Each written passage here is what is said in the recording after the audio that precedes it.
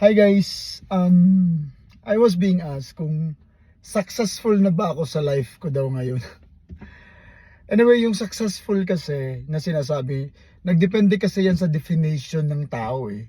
Sa kuha kasi, siguro part na successful ako. Kasi yung pagpunta pa lang dito, it's a success na para sa akin to eh. At saka yung importante naman is happy ka sa imong ginabuhat, happy ka sa imong life karon.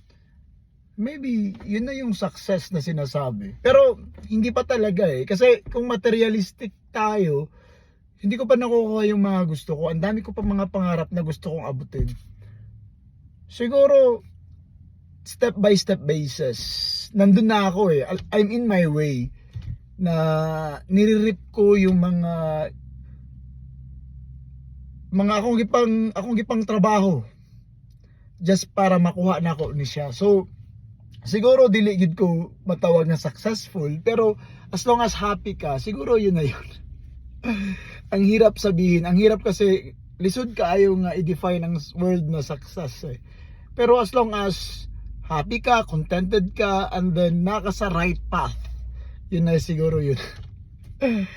Basta yun yung success para sa akin. Happy ako sa mga ginagawa ko, kontento ako, masaya ako sa pamilya ko, masaya ako. Yun.